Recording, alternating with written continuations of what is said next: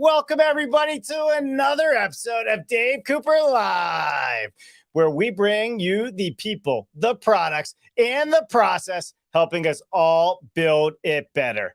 Today, we're talking about the best new building products from the world's biggest trade show, the BAU. It's been a few weeks since almost 200,000 people walked the halls of the world's leading fair for architecture, materials, and systems to discuss the challenges of climate change, digital transformation, the future of living, the circular economy in construction, and building systems. We're talking about entire halls dedicated to modular, prefab, and industrialized construction. And today we welcome David Bernardino, who is the Chief Growth Officer for Ammunition, a digital marketing agency, and he is also a New Jersey state rep for the National Association of Home Builders.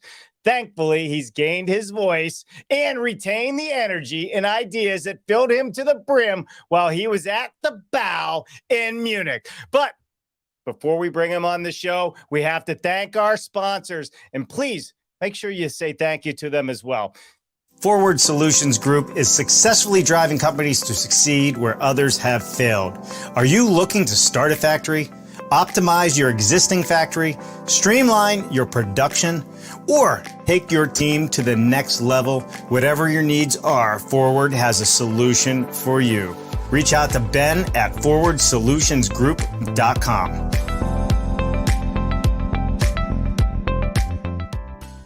Halleck Ltd. has a long history of innovation in cold form steel manufacturing and producing innovative precision roll forming technology for customers throughout the United States and the world. Check out their machine buyer's guide for off-site modular construction or fast build construction with light steel for framing. Go to their website, halleckltd.com. All right. Thank you again to all of our sponsors. We cannot bring you all these innovation conversations without their support. That's what keeps us going. That's what keeps us alive. And that's what allows us to bring all of these conversations to you unedited. Let's get into it. David, welcome to the show. What's happening, Mr. Bernardino? Not too much, Mr. Cooper. Glad to be here, my friend. Man, super excited to have you on the show. You know, we've been running around in the same circles, but not in the same circles for a long time. I ran into you at the International Builder Show while doing my live walkthrough one of those times. But yep. I mean, you seem to just be involved in everything now globally, going to the BAU. Before we get into it, David, tell everybody a little bit about who you are, what you do. We want to know everything about you from the moment you were born to this very moment in time. Do not leave out any of the good stuff from the hospital, or we will have one of your family members on this show, and It could get embarrassing for you, but you only have 2 minutes to do it, and then we'll get into it. Yeah, no, as I said, I'm a Philly guy. You can see the Eagles logo on my back shoulder here. So I'm Chief Growth Officer at Ammunition, and as you said, we're a full-service agency that helps a ton of brands in the home building industry. I came from the manufacturer side of the fence, led B2B marketing for Samsung's home appliances group. And opted to be a nerd about this industry, whether it's serving within the NAHB ecosystem as state rep or as a corporate trustee of the Leading Suppliers Council or speaking at various events across North America. For me, this industry continues to feed the creative juices because there's so much going on in such a short amount of time. It's really akin to my times when I was at Procter & Gamble about 20 years ago, where you just saw this transformation of the consumer packaged goods industry. And I see something similar happening in this space. And going to BAU in Munich was one of those opportunities to get an understanding of what's happening in other parts of the world, because honestly, there's so much that's happening over there that we don't have line of sight to here in North America. And I felt it behooved me just to get a sense of what things are going on the ground in Munich. So that's me in a nutshell. Well, appreciate that. And we appreciate all your service that you've been given here to the National Association of Home Builders. I know part of it is business, but I also know there's a big part of it that's just a passion of yours to help change the direction of where we go in the housing industry and sustainability. So you wake up and you say, all right, I need to go to the BAU. Yep. Like, tell us the journey. Like, I understand why you went, But what drove you to start looking outside of the big trade shows here in the United States? I think it goes back to my time at P&G, where we started 20 years ago. So we wanted to look at the world in a different way and to see how other ideas were across the world. Obviously, there's a business building component to it for the agency. Yeah, I'd be remiss if I didn't say that. But I think more importantly, there's a conversation about what are folks doing across the pond that could potentially be reapplied here in North America. Like I'd be remiss if I didn't look at those ideas across the globe and bring those ideas back to the NAHB, back to platforms like this, back to our clients. Because honestly, and what I learned over there is the challenges that we're facing here in the US are really similar to the challenges people are facing around the world. And so if you take that as the baseline assumption, then it's a function of trying to find the most expedient and profitable solutions to solve those challenges. And as we'll probably talk about later in the conversation, there are things that we're doing really, really well here in North America, but there are other things that the Europeans and the Chinese and the Africans and folks in the Middle East are doing way better than us. And I think it behooves us, if we're industry leaders that want to continue to take this industry forward, it behooves us to look at those solutions and figure out how do they make sense in our own markets. Right. Yeah, for sure. And, traveling around the world, as Jen and I have over the last couple of years as well, there's so many innovative things happening. And we are such a circular economy now. I mean, global economy, that it only makes sense that we start sharing ideas, talking with one another. Because like you said, there's some things here in the United States we do really well, but there's some things in Europe and elsewhere they do really well. And man, if we could just bring our really wells together with their really wells, it could be really well, right? Exactly. So, all right, let's hop into this. So BAU, I mean, it is huge. It doesn't happen every year. Nope. I mean, let's get into some of the numbers of what this trade show is so people really understand the magnitude of it. Yeah, it's huge. So it's in Munich. And 213,000 people from all around the world. I think from a scale perspective, those who've been to IBS, right, you have the four main halls and they're massive. And for those who've been to PCBC, it's a little bit, especially San Francisco. If you can imagine the old Moscone Center, imagine that space in your head. The Messe Munich is 18 of those Moscone centers with one Moscone dedicated to a product category. That's the scale that we're talking about. And it's held over 6 days. That's the other thing. So IBS, right? It's Tuesday, Wednesday, Thursday. This is 6 days. So you just start getting a sense of the scale and the size of the show. It's immense. Were you able to get through it all in 6 days? I was there for 3.5, was able to get through it all, despite having laryngitis during it. But I could have had more time, honestly. If it weren't for the fact that I had to be elsewhere, I probably would have stayed the 6 days. I think next time I go in 2025, I'll go for the 6 days because it is that immense and there's so much to learn, given the size and scale of the show. Yeah, I mean, let's look at this, right? From an international perspective, right? We're looking at, like you said, the 213,836 attendees. So we got Austria, Switzerland, Italy, Russia, China, Poland, Czech, Slovenia, Turkey, Croatia that registered for BAU. And then, the top international exhibitors. I mean, it really is an international event. And I know you can sit there and say, well, that's like, Texas coming to an event in Pennsylvania or what have you. But on top of this, there was still a pretty good size of contingent of United States people attending the show as well, in the thousands. Yeah. Yeah. There were a couple of exhibitors from the US over there, and you definitely saw American badges.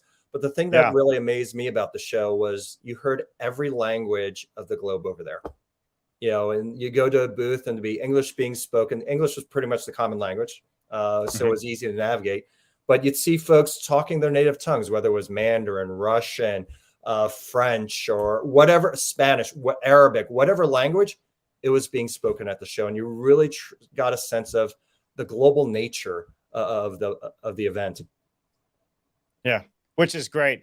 So for those of you just joining us, we are talking with about the BAU with David Bernardino, and we're about to get ready to run through speed round of some of the best products that David saw while he was there. But some of these products were also nominated for the awards. So we're going to talk about that. So stay tuned and enjoy this conversation. And I think you're all going to learn something. What was your biggest takeaway from the BAU? Biggest takeaway was how dialed in they are on sustainability. Literally everything about the show was about sustainability. If you went to exhibitor booths, had conversations about people, the products that were showcased, first and foremost, it was about sustainability. Then it was about changing in the built environment, but sustainability was sort of the foundation for everything. And then they talked about all these other things, which you talked about in the preamble. But I think the biggest thing was how dialed in BAU was. And obviously it's an EU focused show, but how dialed in they are as it relates to sustainability and trying to help solve the climate problem. So let's talk about it, because with every show, to include the BAU, there were key themes that they had in place in the way the show was set up. So why don't we run through those, and maybe you can talk a little bit about each one of these themes. So first theme, challenge of climate change, something you just talked about. Yeah, so climate change, what they kept talking about was either different ways of reusing materials, or we'll talk about resources recycling at the bottom. Energy efficiency was a big topic. Carbon neutrality was a big topic of discussion, whether it was the panel discussions that they had or exhibitors themselves putting a stake in the ground saying, here's what we're doing in a demonstrable way to get against the problem. And it was fascinating. You talk to a manufacturer and they would be like, we're not greenwashing. We actually mean what we say, and here's what we mean as far as our point of view as it relates to climate. Digital transformation. Digital transformation. I think this is related to the fact that skilled labor, just like in North America, is a massive problem in Western Europe. And one of the ways that they feel that they're going to tackle it is through digital transformation, whether it's software solutions, robotics, AI, whatever it is. They wanted to make sure that they had a conversation about how digital transformation was going to help propel the building industry forward. Homes of the future. This gets probably to your world in a little bit, as far as modular building, but This is about building practices, right? And how homes are going to be built for the future, but also about consumer preferences and how the smart home is going to be more integrated than ever before, and how that's going to relate to things like IAQ and other things. You can start to see how the different themes are all intertwined, but they wanted to make sure that they had a conversation about the future, because ultimately that's what we're all about. Yeah, and this next one's one of my favorite: resources and recycling. And one of these companies won a really big award. Yeah, this is an interesting one, because here they're really talking about how do you reuse materials that are already there. Like a lot of manufacturers talked about how they use plastic bottles to develop decking materials and things like that, but others used really innovative materials that you would never think of. And I know we'll talk about one of those options in a few minutes, but how they're able to use some of these interesting materials in a way that delivers against customer needs is really fascinating to see that in action. Yeah, stay tuned. We're getting ready to run through all those products. Modular building. Now that's near and dear to my heart. Yeah, well, modular building actually took up an entire hall, and it was all about different ways, whether it's framing, panelization, different types of products and services, but they feel that this is the future of building. And it was funny because I would go to a manufacturer at a booth and they would say, hey, you're from North America or from the US? Yeah. Like, oh, you're one of those countries that still stick builds, with a little chuckle. And I'm like, yeah, we're progressing as time goes on, but yes, predominance of our construction methods is still stick building.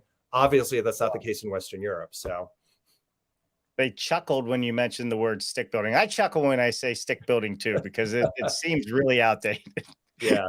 When you travel and you see like countries like Sweden that are 90% offsite construction, right? It makes sense. Well, let's hop into it. A lot of people are waiting to see exactly what it is that you saw. So why don't we share the screen on this? And we're going to start off with a company that you were so excited to tell us about when we first had this conversation, which is Moom. Yeah, Moom. So they have a section of the hall where you can actually take a look at all the Innovation Prize winners. And so It's like a science fair. They literally have a poster with a picture. And this was the first thing that caught my attention, because I asked myself, what the hell is mussel shells doing at a building trade show? Well, when you look at this, it's really fascinating. So at the top there, it's a door handle. And what this company was able to do was use stainless steel or steel as the base material, but then they were able to figure out how to engineer mussel shells and use that as the surface coating. And the reason why they did that is obviously water resistance. 2, it creates this interesting look and feel. 3, it's totally reusable and sustainable, because it's all about the circular economy, and they have an unlimited supply of these things. So literally they're selling these door handles and other fixtures, leveraging natural materials like mussel shells in their materials and products. It's fascinating. So what are they actually doing with the mussel shells? Explain it just a little bit. Like, so they're coating it. They're basically taking the mussel shells and then through a manufacturing process, compressing it. And then they're able to actually use that as the coating on the door handle. That's and great. Then obviously they put some finishers on it such that it's a smooth surface, but the base material that's on the outside of the handle is mussel shells. Glass with quantum dots layer.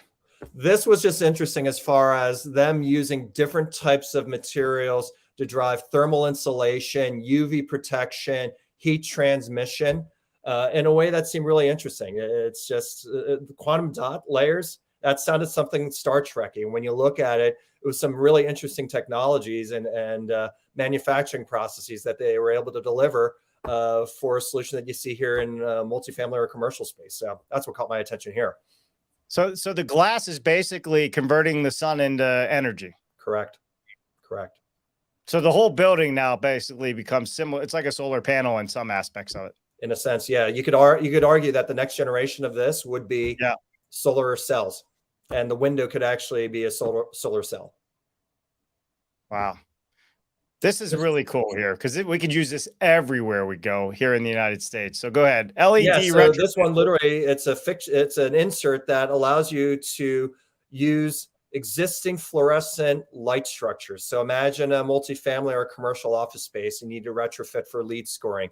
You use this insert and it allows you to convert that fluorescent light fixture into an LED light fixture without any expensive retrofitting. You just click it in and you're all set to go. Click and you're set. Exactly. This one's just an interesting baffle where, it just looked cool as far as how it was integrated into the design. And then it has different things as far as outlets are concerned and stuff like that. For me, the look of this was really interesting. And yet it's a cooling baffle. So it's able to disperse air across a wide spectrum in a 360-degree manner. But yet it looked really cool as far as being integrated into the look of the building. So you can imagine this potentially in an old school warehouse type of environment, have a different look and finish while still delivering great indoor air quality for a tenant or for a consumer. Yeah, and you know what? It's architecturally pleasing to look at, is what you're saying. It looks a lot better than the old school metal vents we'd see on the ceiling. Exactly. Solar box. Interesting. Yeah. So this one is a metal shade that is totally solar powered. So no expensive wiring that needs to occur. So you can imagine I thought 2 use cases here in the US: hurricane shutters, right? Automatic hurricane shutters where potentially could be integrated to your smart home, such that, a hurricane's coming through, you forgot to lower the shutters. Don't need to bring in someone to lower the shutters for you. You can just do it automatically, potentially. Another use case that you could use this for are patio screens, right? Having that thing go down without the expensive wiring and all that stuff. It's just an interesting way of taking something that's out there already and making it easier and more convenient for the homeowner. So are they electric or manual? They're electric. Wow. And it's powered through solar. So there's a solar panel on the thing itself, which is probably that little black thing right there. Correct. That gives it the power that it needs to do. Correct. Yeah. This was just an interesting way, again, solar panel in a window in a sense. It's just an interesting way of thinking about heat transmission and thermal dynamics as it relates to a window environment. Again, similar to the quantum dot thing, this is another application of that quantum dot technology that we were talking about earlier. This one is fascinating. So this is a a shower or a floor heating system, but the insulation material is straw. Natural straw that you use, when you're redoing your lawn, right? And you have to put straw on the grass to make sure the birds don't eat the grass seed. Right. That material, and they've been able to compress it and use it in a way such that you have fantastic R values from an insulation perspective. It's funny. So a lot of people say, yeah, but what about burning and all of this stuff? Did you learn anything on that? They found a way to make it such that it's fire resistant. It's funny when you compress, and we learned this on our trip, David, when we were traveling the country, is that, we were looking at houses that were built with us called stack walling, where you're using sawdust as your insulation. And because it's in there and it's so dense, it can't burn. And that's the same thing here. It's packed so tightly and so dense that it can't get enough oxygen around it to actually burn through. It's almost like rock wool in a way, I guess, right? Rock wool exactly. And the cool thing there, straw is readily available, right? And it's a total natural based material, non-polluting. It goes back to those themes that BAU was talking about. For sure. And here's another application for it, is what it looks like. Yeah. On the screen there. Oh, yeah. Sorry. I guess I got it. You want to see it too? Yeah. So this one is using plaster as an insulation material. Again, you can see on the upper right-hand corner there, they have a flame torch trying to burn it. You can't. And this one delivers really decent R values. And yet it is a totally natural material that's out there and ready for use by anyone. And it's totally recyclable, right? Anyone can recycle plaster, right? So it's one of those things that's been around forever, but yet they found a way to reuse the material in a way that's totally sustainable, but still delivers on what the consumer needs. Yeah. See, this is all readily available. We drive by it everywhere we go all the time here in the United States and elsewhere. It's no different than using grass. And we had a show on that where they're making grass panels as well. Listen, I'm going to ask this question. If anybody's out in the audience and you attended the BAU, make sure you put in the comments your favorite building products that you saw while you were at the BAU, or your favorite technology that you saw at the BAU, or your favorite building typology that you saw at the BAU. CLT, modular, mass timber, whatever warms your heart. So make some comments there. Let's keep the conversation going on this. All right, let's go. We got more. This is a roof tile that's photovoltaic. But, unlike the stuff you see in the US where it's, an asphalt shingle, this literally could be used in any type of application in Europe where, you go the one on the right, you could see that in Germany, or you could envision a different design for Southern Europe, right? And you can see a different design for Scandinavia, given the architectural look and feel is fundamentally different between those three markets. And what's interesting here is they're able to apply solar panels into any type of architectural roof product.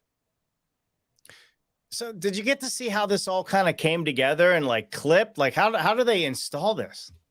Didn't see that because they just showed the product. They didn't show anyone installing, but I could imagine it's probably similar to what you do today. Otherwise, it wouldn't be marketing. It's like, if you just look at the tile there, it looks like a regular tile that you would see. Right. For sure. I think it's beautiful. And then here's all the press release stuff that we had as well. And that's something we'll post a link to. Everybody can take a look at, but with all the manufacturers. There was one other one that I did want to bring up called One Block, which is something. This one here. Yeah. So One Block is the wall insulation panels. Yeah. And this is a really cool product because this is all prefabricated wall insulation for multifamily, but it's also used in natural materials. That's the thing, right? They talk about the consumer or the building solution that's required, and then figure a way to incorporate sustainable or natural materials in terms of delivering that solution. Yeah, I think the way they just approach the problem is really innovative, because it's not like, oh, how do I retrofit something to make it sustainable? They say, all right, here's the problem to be solved. How to make it sustainable from the ground up. Well, right. And how does it work throughout the circular economy, right? When its time is up, can it be recycled? Can it be reused? Can it be moved on? These are all super, super important, things that, we need to start looking at more and more. And the good part about it is fundamentally, we're starting to pay a lot more attention to this stuff. Yeah, no, I think so in North America, because interestingly enough, the week after I was at a summit involving housing and innovation, and there was a pitch fest, and some of them were talking about circular economy and reusing of materials. So there are definitely startups in the US that are starting to tackle these challenges. I think it's a matter of the Europeans and the rest of the world's probably several years ahead of us. But honestly, we're starting to catch up here in North America, which is great to see. Yeah. So, David, I mean, outside of products, there's all the people that are there, and obviously you've attended other builders show and other major trade shows, around the country and now around the world. Tell us about, who was there? What were the people? Was it from all walks of life, and then also, was there any particular thing they were all talking about? Not the exhibitors, but the people on the show floor. Yeah, it was interesting just observing. First of all, again, as I said before, most of the booths, English is being spoken. So as far as language is concerned, it's not that much of a concern. But you would see people from every country around the world.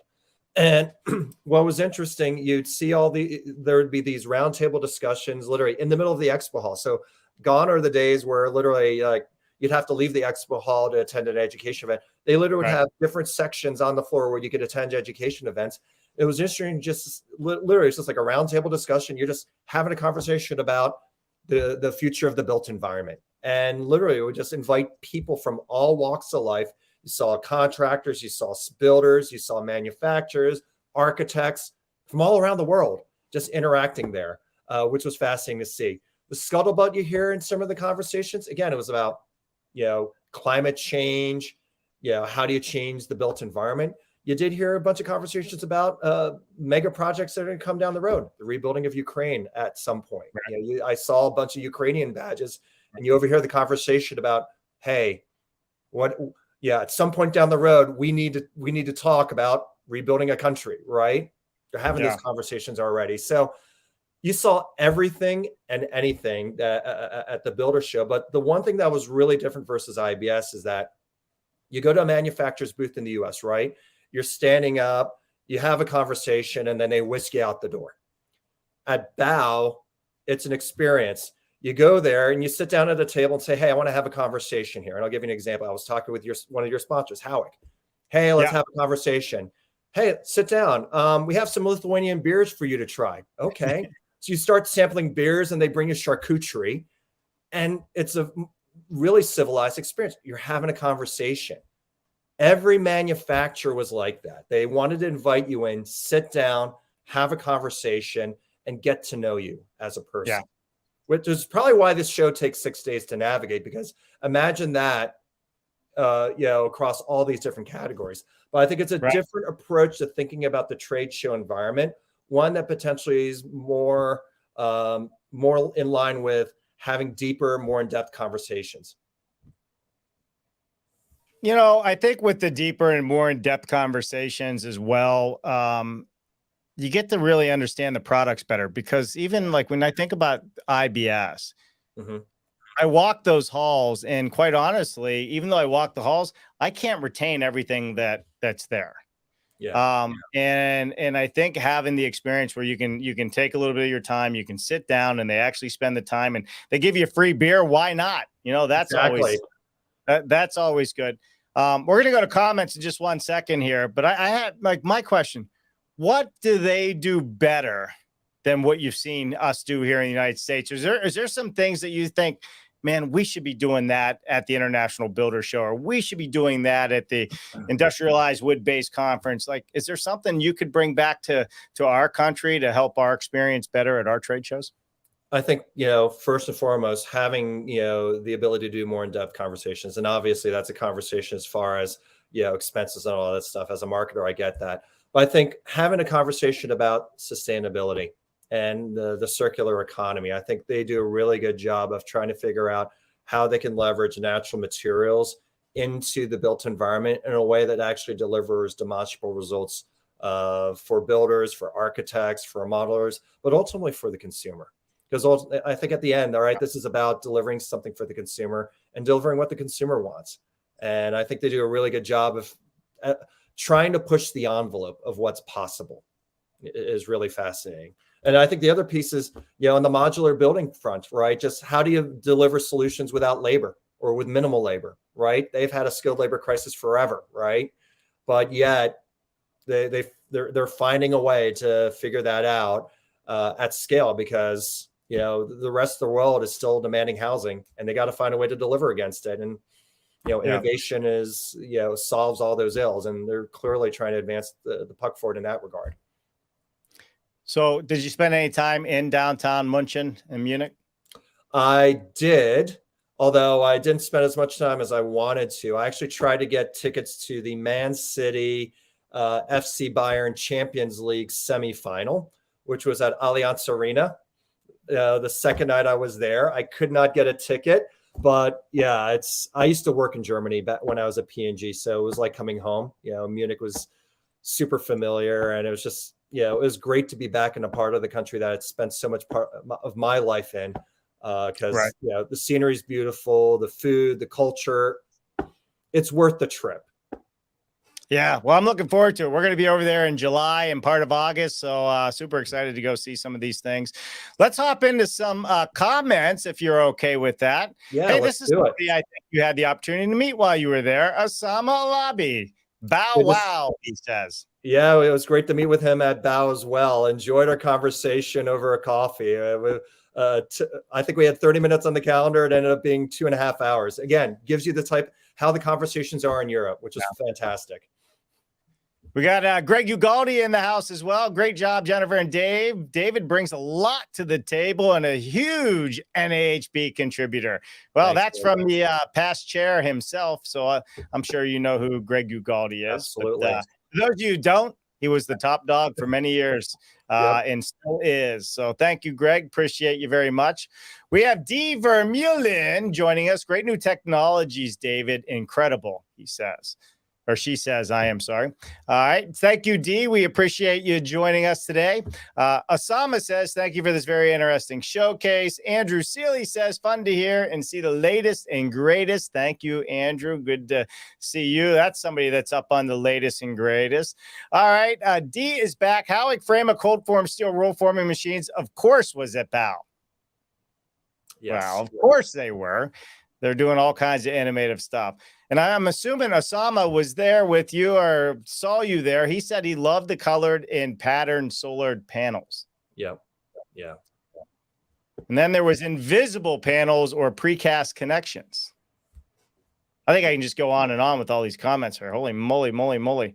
And Dee was happy to hear about the beers. She says, so cool. Got to enjoy our hospitality. Yeah, Dee with Howick, man. Howick has been a leader in the space for a long time, and they are a supporter of our show. So even double thumbs up for them. I appreciate that very, very much. So, and all the people out there that were talking. And if you were at BAU, please put in the comments. Doesn't have to be live. If you're watching this show pre-recorded Saturday morning at like 6 a.m., go ahead, put your comments in there for sure.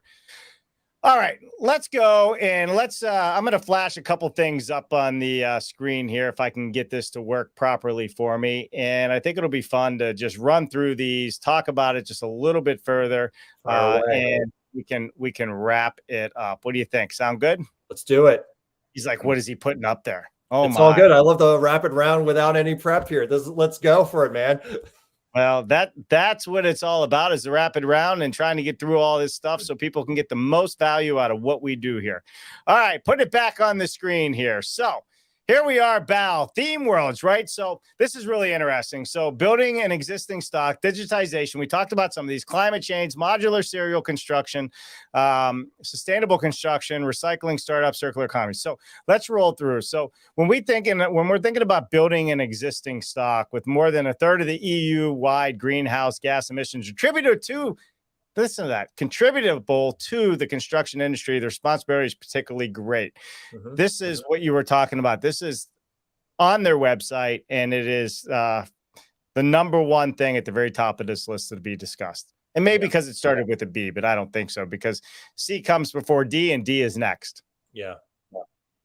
No, I think at the end, right? The EU, they've always been leaders as it relates to sustainability and trying to manage the climate problem, right? The Paris Agreement, whether you like it or not, came in Paris, right, for a reason. And I think this just is a natural segue from what they're doing over there across the board. Like when you go over there, you just realize it's like, all right, they say it, but they also mean it and they're acting upon it.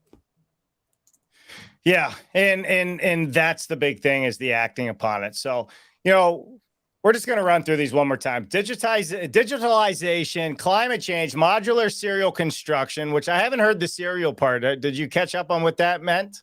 No, I didn't. This is the first I've actually heard serial in the vernacular over there. So yeah, so flexible, sustainable, inexpensive, fast, modular serial construction using industrial prefabrication is seen in the industry as a promising all-purpose weapon against a lack of living space. So, which I think is interesting.